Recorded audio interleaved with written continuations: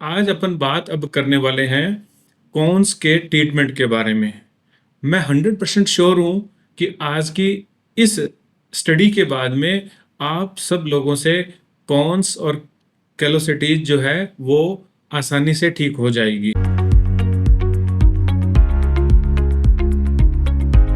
आखिर कॉन्स क्या है, कैसे दिखते हैं, क्यों होते हैं, फिर हम आगे बढ़ेंगे कि किस तरह की अप्रोच करनी चाहिए इलाज के लिए, और आप as a home remedy patient को क्या एडवाइस करेंगे तो पेशेंट जल्दी ठीक होगा और वो इजी भी फील करेगा।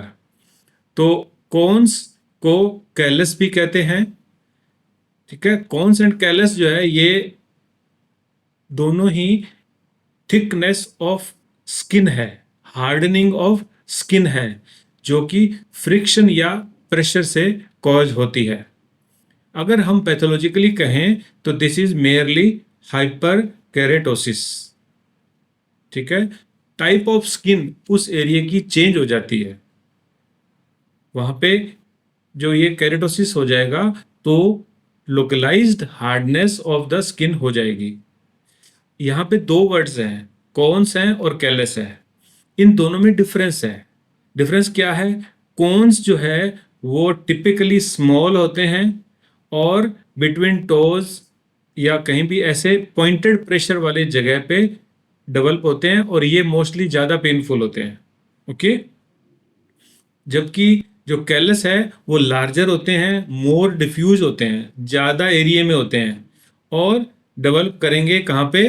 Wait bearing areas of heel और हील के अलावा ball of the feet, and generally ये पेनफुल नहीं होते हैं। ठीक है, तो corns are painful but callus are not painful. अभी आप ये देख रहे होंगे इमेज। ठीक है, यहां पे आपको नजर आ रहा है ये जो पॉइंट है ना, ये कैलस है, ये कैलस है, और ये पॉइंट जो है ये कॉर्न है। ठीक है, टोज के बीच में यहाँ प्रेशर जहां पड़ेगा बिटवीन टोज, यहां भी कॉन्स डेवलप होते हैं। ठीक है, जो कॉन्स हैं उनमें हार्ड सेंटर हो जाएगा जिसको कोर कह देंगे, and may have surrounding area of swollen skin. Cons में सराउंडिंग स्किन स्वोलन हो जाएगी। कैलस यूजुअली डिफ्यूज होते हैं और वो लार्जर एरिया ऑफ थिकन्ड स्किन होते हैं। ओके, दोनों के जो कारण है ये फ्रिक्शन या प्रेशर की वजह से होते हैं। तो कैसे हो जाएंगे? लोकलाइज्ड प्रेशर जब किसी जगह पे है तो स्किन की हार्डनिंग हो जाती है। ठीक है, ये कब होती है?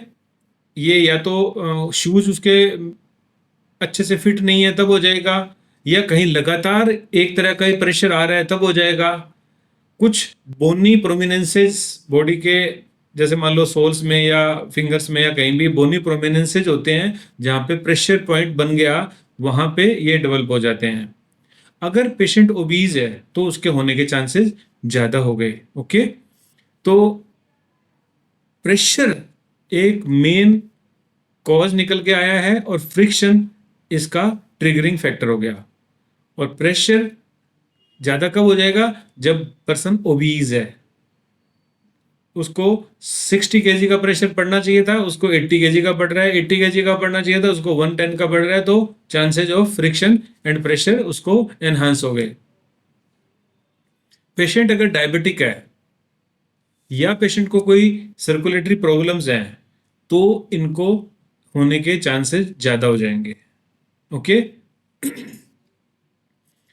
अब 90% पेशेंट अपने सोल के वार्ड्स को कौन कह के पेशेंट आएंगे।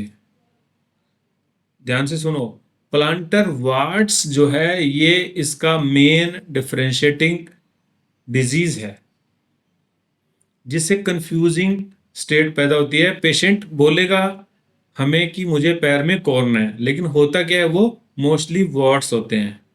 कॉन्स आजकल कम देखने में मिलते हैं, वार्ड्स ज्यादा मिलते हैं। प्लांटर वार्ड्स, पैरों की तलियों में वार्ड्स, बार बार बोल रहा हूं क्योंकि जिसे हम कौन कहेंगे या कैलस कहेंगे, ये 90% वॉट ही होता है। ठीक है, मैं आपको डिफरेंस के लिए ये फोटो दिखा रहा हूं, ये वाली, ये कौन है और ये कैलस है। लेकिन लगता ऐसा है ना कि ये कैलस है ये कौन है, लेकिन ये वाले वॉट हो सकते हैं। ये इमेज है जस्ट दिखाने के लिए। यहां देखो आप, अब क्या है, ये है वॉट्स, ये वॉट्स है। क्या पहचान है वॉट की? उनके सेंटर में ब्लैक पॉइंट होगा। ये देख रहे हो ना, सभी में ब्लैक पॉइंट है सेंटर में। ठीक है, और अगर ये देखो, जिसको मैंने कॉर्न वाले को हटा दो, कैलस वाले को देखोगे, ये देखो आप, ये क्या है, इनके सेंटर में वाइट स्पॉट नहीं है। और दिखाएंगे, ये देख लो, वाइट, सॉरी, सेंटर में ब्लैक स्पॉट है क्या? नहीं है। इसमें भी नहीं है, और इसमें ब्लैक स्पॉट है।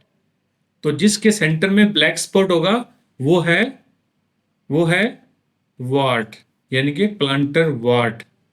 और जिसके सेंटर में ब्लैक स्पॉट नहीं है, that is likely to be callus या कॉर्न।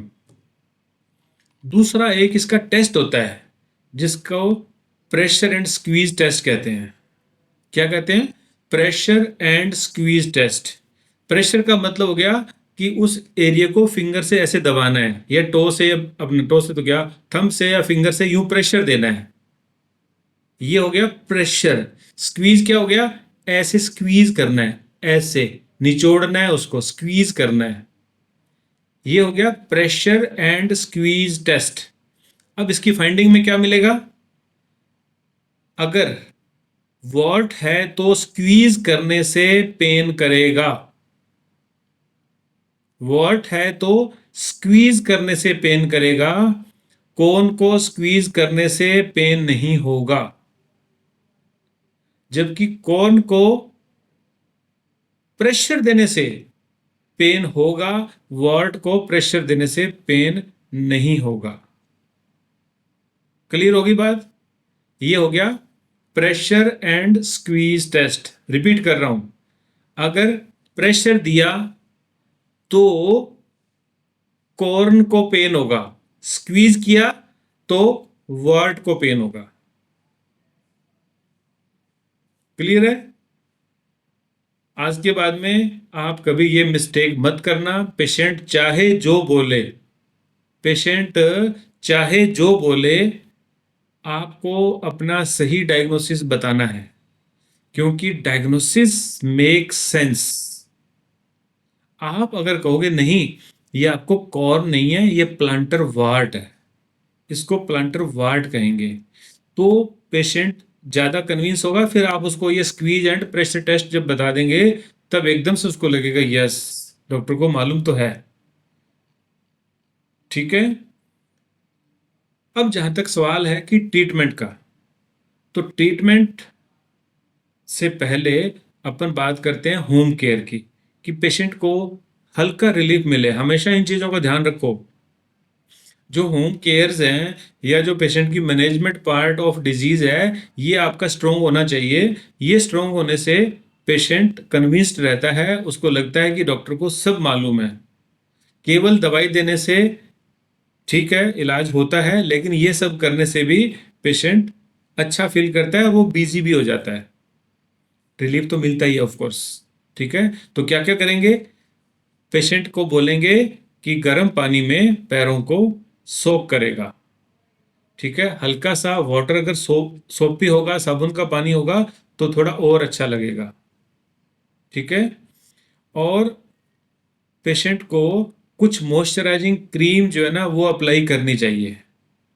ठीक है, उसको अप्लाई करने से पेशेंट की जो थिकन्ड स्किन है वो थोड़ा सा सॉफ्ट हो जाती है। ऐसा करने से थोड़ा सा रिलीफ तो पेशेंट को मिला ना आज ही, क्योंकि हम दवाई देंगे तो ओवरनाइट तो ठीक नहीं होने वाला, लेकिन उसको लगेगा कि यस आज तो मैं कुछ इजी चल पाया हूँ। ठीक है, अब आप हैरान होंगे कि लोग जो है ना चीज़ों को जस्ट उसमें वे में ले लेते हैं जहां वो नेग्लेक्ट करने की स्टेज जिसको बोलेंगे वो हो जाती है। तो पेशेंट को हमें बताना भी होता है कि ये आप जो फुटवियर यूज करेंगे पहनेंगे वो प्रॉपरली एक कंफर्टेबल होना चाहिए और वेल फिटिंग होना चाहिए। ठीक है, कहीं भी हल्का सा भी प्रेशर जो अपने को लगता है ना पैरों में आ रहा है, उंगलियों में आ रहा है, उंगलियां मुड़ रही है या कहीं भी कुछ ऐसा है, तो वो शूज नहीं यूज करना चाहिए। ओवर द पीरियड उसके नुकसान होते हैं। ठीक है, और जहां पे बहुत ज्यादा प्रेशर पॉइंट बन गया है वहां पर बेडिंग यूज करें, कुशनिंग यूज करें। ठीक है ना। तो इस तरह से ये छोटा सा ही उपाय कि आप अपने पैरों में ऐसे फुटवियर यूज ना करें जो अनकंफर्टेबल लगे और वहां पे प्रेशर कहीं आ रहा हो, इतना सा करने मात्र से जो है ना कॉन्स जैसी पेनफुल कंडीशन से आदमी बच सकता है। ये बिल्कुल सिंपल है। होम्योपैथिक ट्रीटमेंट शानदार इलाज है। जैसा आपने देखा इस केस के एग्जाम्पल्स के साथ में कि सिंपल एक रूब्रिक ने मुझे शाबाशी दिलवाई और पेशेंट ठीक हुआ और वो मेरा फैन हो गया। तो इस तरह से बीमारियां बड़ी ठीक करना अच्छी बात है। आई एग्री कि आप कैंसर ठीक करोगे तो शाबाशी मिलने वाली है। आप किसी को कोई बड़ी बड़ी बीमारियां जो भी है, लेकिन अगर आप छोटी बीमारियां ठीक करते हो तो उनसे नुकसान थोड़ी हो रहा है। तो क्यों नहीं आप खांसी, जुकाम, डायरिया, एसिडिटी, पाइल्स, इनसे क्यों नहीं शुरुआत करें। मैंने इसीलिए इन छोटी बीमारियों से शुरुआत की है कि इनको करना आसान है, चांसेस ऑफ ट्रीटमेंट बहुत अच्छे हैं। आप सिंपली इन चीजों से शुरुआत करके अपनी प्रैक्टिस को इंप्रूव कर सकते हो। अब अगर हम बात करें कि किस तरह के रूब्रिक्स हमें इस्तेमाल करने होते हैं, तो हम रिपर्टरी की बात करें, फाटक रिपर्टरी की, कैलोसिटीज, कॉन्स। ठीक है, पहचानना मैंने आपको बता दिया कि किस तरह से आप पहचानेंगे कि ये कैलोसिटी है कौन है। दोनों की मेडिसिन सेम है, इसलिए हमें इन दोनों में डिफरेंस करने की आवश्यकता नहीं है। और हमें जो जरूरत है वो ये है कि हमें प्लांटर वार्ड से डिफरेंशिएट करना है। और मुझे तो कभी कभी ऐसा भी लगता है कि हमारे मास्टर्स को जो रिपर्टरी लिखे होंगे, हो सकता है उन्हें ये वाली बात का कंफर्मेशन नहीं हो कि ये प्लांटर वार्ड भी होते हैं। तो मैंने कुछ पेशेंट्स में प्लांटर वार्ड थे तब भी कैलोसिटी से रूब्रिक लिया और वो ठीक हुए हैं। ठीक है, तो यहाँ पे ये एग्जाम्पशन मिल गया आपको कि आप प्लांटर वार्ड को भी कैलोसिटी के रूब्रिक से ट्रीटमेंट कर सकते हैं। क्योंकि हो सकता है रिपर्टरी लिखने वालों को इतना फाइन डिफरेंशिएशन पता नहीं हो, क्योंकि उस टाइम जो डॉक्टर्स थे होम्योपैथ वो अधिकांशतया क्वालिफाइड नहीं होते थे, वो जस्ट जस्ट डॉक्टर होते थे, ऐसा मान लो। ठीक है, उनकी मान प्रतिष्ठा में ज़्यादा बुरा नहीं बोलेंगे। उन्होंने ये सिस्टम को बनाने में कंट्रीब्यूट बहुत बड़ा किया है। इसलिए ये मान के कि प्लांटर वाट कैलोसिटी ही होते हैं, वो कौन सी होते हैं, हम अपना काम करें। तो सिंपल थोड़े से रूब्रिक हैं, इनको अपन अंडरस्टैंड करते हैं। देखो, ये फर्स्ट रूब्रिक हो गया कैलोसिटीज कॉन्स, जिसके अंदर यहाँ पे 14 मेडिसिन है। ठीक है, अगेन ये फाटक रिपर्टरी है। फाटक रिपर्टरी नंबर 1 इंडियन है, नंबर 2 ये स्मॉल रिपर्टरी है, नंबर 3 ये अल्फाबेटिकल रिपर्टरी है, नंबर 4 इसमें मेडिसिन का नंबर बहुत कम है, और मोस्ट ऑफ द ड्रग्स जो है वो डॉक्टर एस आर फाटक के द्वारा सेल्फ वेरीफाइड है। तो यहाँ से सिलेक्शन ऑफ मेडिसिन इजी हो जाता है। तो यहाँ हम बात करेंगे कि ये है दवाइयाँ 14 medicine only main rubric callosities corns में। Okay, antimonium crude, bryonia, calcarea, cistus canadensis, graphites, ignatia, lyco, phosphorus, radium bromide, rhus ऑफ सिपिया, सल्फर एंड सिवलिनम। हम इनके सिम्टम्स के बारे में थोड़ी देर में बात करेंगे, इनके क्या सिम्टम्स हैं। फिलहाल हम रूब्रिक्स को देख लेते हैं। Burning, burning is first rubric, जिसमें 4 मेडिसिन हैं। अब बर्निंग क्या हुई, कॉन्स में पेन है, और पेन क्या है, जलने जैसा दर्द है, बर्न हो रहा है। ठीक है, पेशेंट क्या बोलेगा, ऐसा लगता है जल रहा है, अंगारा ही रख दिया पैर के नीचे। तो we have to select one medicine from these 4 drugs. Cracks deep with, ठीक है, कैलोसिटीज हो गई और उसमें कट्स भी लग गए, deep cracks with cistus and graphites. Hanging down aggravate, अब क्या हुआ, हैंगिंग डाउन एग्रावेट, यूजुअली पैर को लटका के रखने से वेरिकोज वेन जैसी या कोई ऐसी प्रॉब्लम्स होती है, लेकिन उस पेशेंट को पैरों के लटकाने की वजह से कैलोसिटीज हो गई है। ठीक है, वो यहां एग्रावेट कॉज के रूप में भी है और एग्रावेटिंग फैक्टर के रूप में भी है। ओके, कैलोसिटीज कॉन्स इन्फ्लेम्ड, ठीक है, इन्फ्लेम्ड का मतलब वहां पे पेन है, साथ में इन्फ्लेमेशन हो रहा है। इन्फ्लेमेशन मीन्स पक गया, इन्फेक्शन हो गया, इन्फ्लेम्ड हो गया। ठीक है, ये सभी इन्फ्लेम्ड में आएंगे।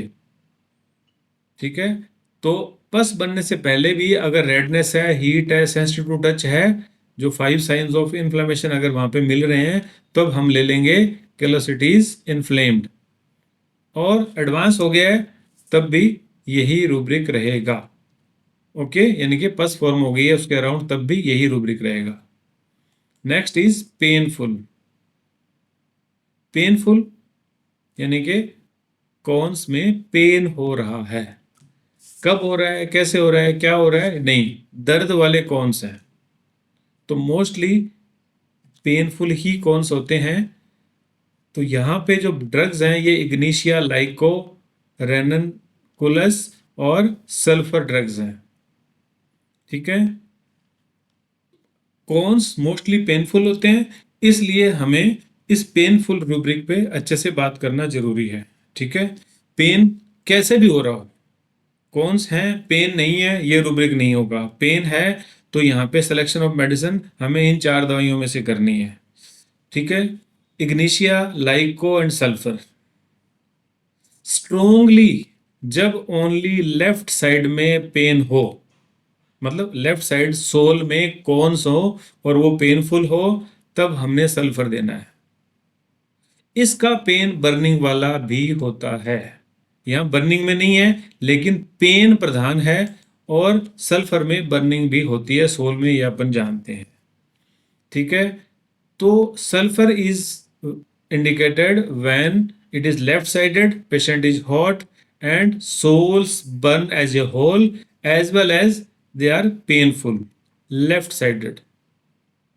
ठीक है, opposite to this, when corns are on the right sole only, only use कर रहा हूं वर्ड, लेफ्ट में है ही नहीं, केवल राइट में है, केवल राइट में है, पेनफुल है, लाइकोपोडियम। बहुत लोगों को मैंने लाइकोपोडियम से कॉन्स ठीक किए हुए हैं, बहुत लोगों को दिए हुए हैं। सिर्फ क्या, उनको लेफ्ट में है ही नहीं और राइट में है, मल्टीपल है, पेनफुल है, लाइकोपोडियम। रेननकुलस के जो कॉन्स है वो सेंसिटिव होते हैं, टच भी बर्दाश्त नहीं कर पाते, राइट। और ignatia among the patient which are chilly and diligent of doctor Vijayakar. तो chilly and diligent ignatia and lyco sulphur hot, ranunculus very sensitive to touch only. कुछ और सिम्टम है वो मैं लास्ट में आपको फिर बताने वाला हूं। ये है next rubric which is pressing. Callosities corns pressing. Pressing का मतलब क्या हुआ, as if this corn is being pressed inside the sole, दब रहा है अंदर, ऐसे लग रहा है। ठीक है, तब लाइक और सल्फर। प्रेशर स्लाइड फ्रॉम, ये क्या हुआ? पेशेंट कहता है नहीं ऐसा तो मैं कोई पैदल चला भी नहीं, मेरे को कोई ज़्यादा दिक्कत भी ऐसे कोई चलने का काम भी नहीं, लेकिन हल्का सा ही प्रेशर आया, हल्का सा ही मिसफिट हुआ शू, इतने में मेरे को कॉर्न बन गए। तब मेडिसिन है एंटीमोनियम क्रूड। एंटीमोनियम क्रूड के जो कॉर्न्स हैं वो लार्जर एरिया में होते हैं, बड़े होते हैं। ठीक है, सिम्टम फिर मैं बताने लग जाता हूँ, लास्ट में बताऊंगा। Next is shooting. शूटिंग किसको बोलेंगे? शूटिंग पेन है ये शूटिंग वाला। ठीक है, शूटिंग जैसे शूटिंग बोलते हैं वैसा ही पेन है, एकदम से दूर तक डीप उसका पेन रेडिएट करेगा। ये आ गया आज के पेशेंट वाला rubric. Callosities corns soft, soft is silicea single medicine with 2 marks, तो ये ज्यादा इंपॉर्टेंट हो गया। नेक्स्ट इज कॉर्न कैलोसिटीज सोर। सोर और पेनफुल में क्या अंतर है? सोर कुछ अलग तरह का पेन होता है, एक जनरलाइज सा कंटिन्यूड सा पेन होता है, और खास करके सोरनेस बोलते हैं दुखन को। पेन थोड़ा अलग है, सोरनेस जरा सी अलग होती है। ठीक है, sore Webster dictionary, causing emotional pain और distress. Causing emotional pain and distress. Pain different है, सोर डिफरेंट है। यहाँ पे इमोशनल जो पार्ट है ना वो एड ऑन हो गया है, पेन में इमोशनल पार्ट नहीं है। दुखी हो रहा है उस दर्द के कारण, वो मैं बहुत परेशान हो गया इसकी वजह से, ऐसा बोलेगा पेशेंट। ये हो गया soreness. Physically tender as from over use और इंजरी, हार्डशिप और एक्सर्शन, लोकलाइज्ड सोर स्पॉट ऑन द बॉडी, जैसे अल्सर या किसी वुंड के बाद हो जाए ऐसा।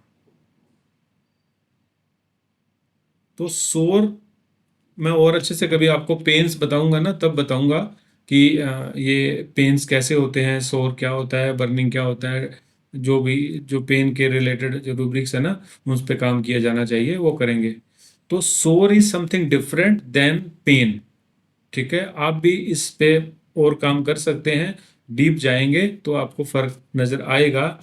यहाँ डिफरेंट लिखा है तो डिफरेंट है, इसमें कोई शक की बात नहीं है, ये सेम नहीं हो सकते।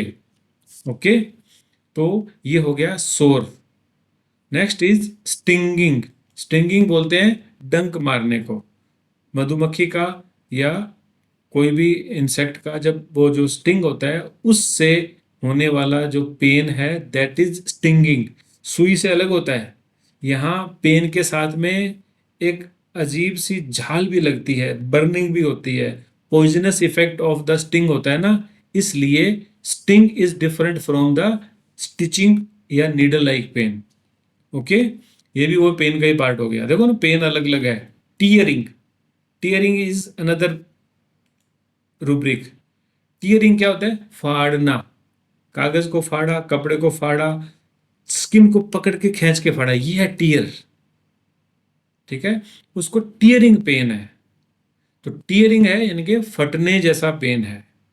जब ऐसा पेन बोलेगा तब हमारे पास ये रूब्रिक लेने का ऑप्शन होता है।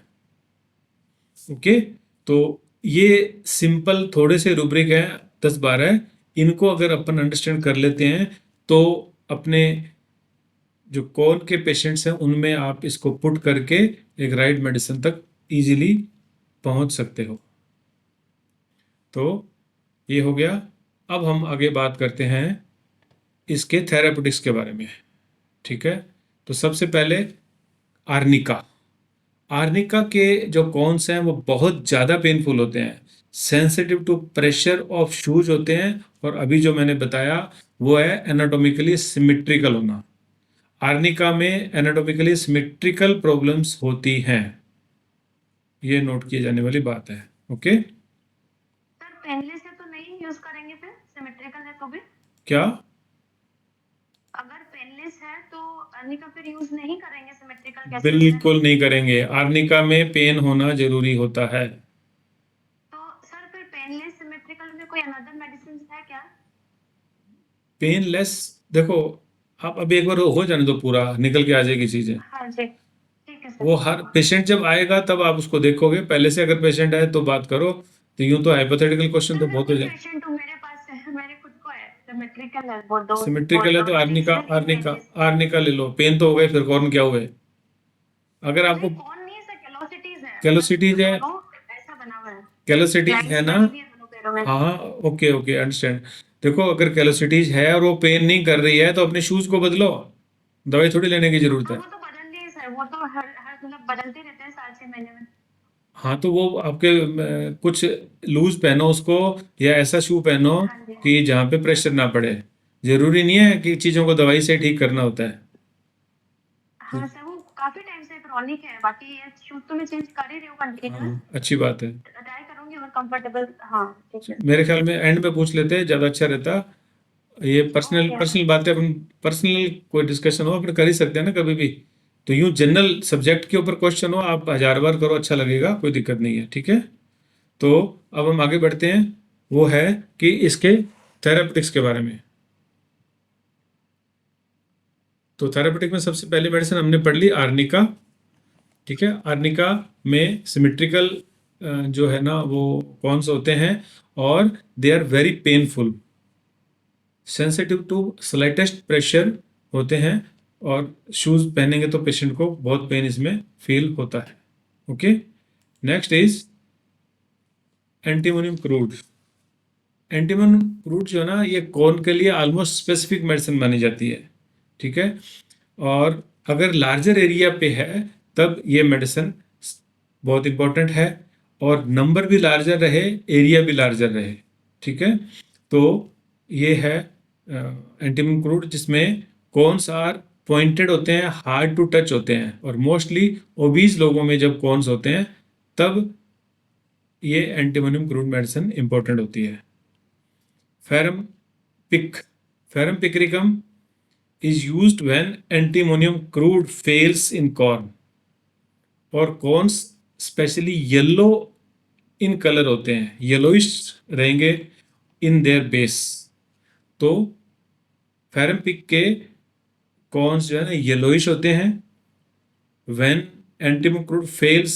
ये वाली बात को मैं एक्सेप्ट नहीं करता हूँ, ऐसा नहीं होना चाहिए। हम फेल होके फिर पास नहीं होना चाहते, हम तो अगर येलो है तो फेरम पिक देंगे। ओके, लाइकोपोडियम जैसा कि already we have discussed right side होते हैं। Walking causes dull pain and persistent ache. Lycopodium में पेन बना ही रहता है, वॉकिंग से तो हो गई होगा लेकिन परसिस्टेंट भी पेन बना रहेगा।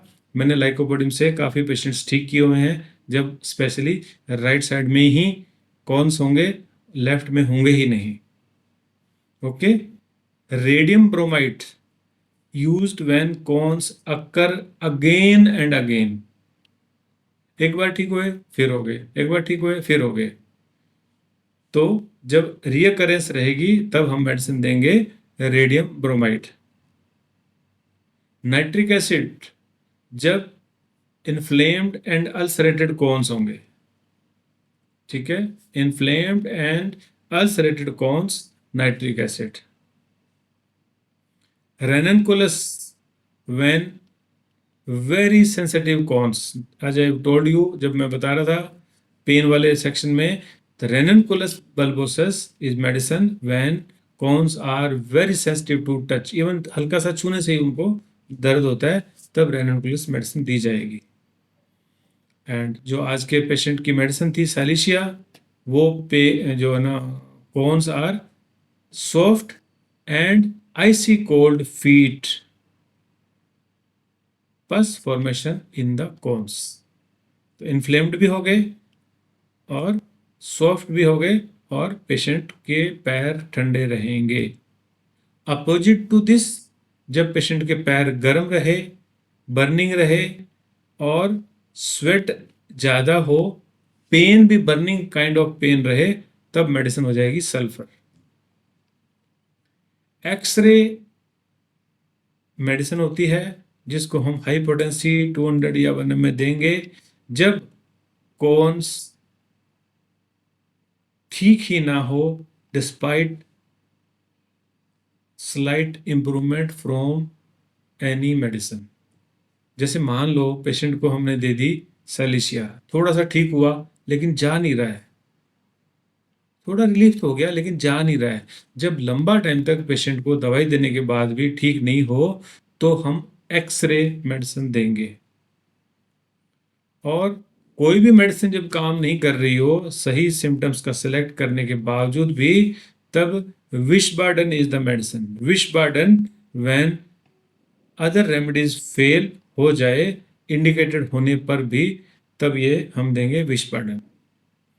और कॉन्स्टिट्यूशनल प्रिस्क्रिप्शन भी इस तरह के कॉन्स और कैलेसिटीज में बहुत इंपॉर्टेंट होती है। जैसे हमारी जो बड़ी बड़ी मेडिसिन हैं, Calcarea carb, Beretta carb, silicea, Merc Sol, nux vomica, ये जो कॉन्स्टिट्यूशनल मेडिसिन कहलाती हैं, पॉलीक्रश रेमेडीज कहलाती हैं, इनको हम कॉन्स्टिट्यूशन के बेस पे देंगे तब भी कॉन्स आसानी से ठीक किए जा सकते हैं। तो आई होप कि आज कॉन्स के बारे में जो आपने डिटेल जाना है, न तो आप कभी डायग्नोसिस में मिस्टेक करेंगे और न ही आप इलाज में कोई गलती करेंगे। कॉन्स के आप अब मास्टर हो।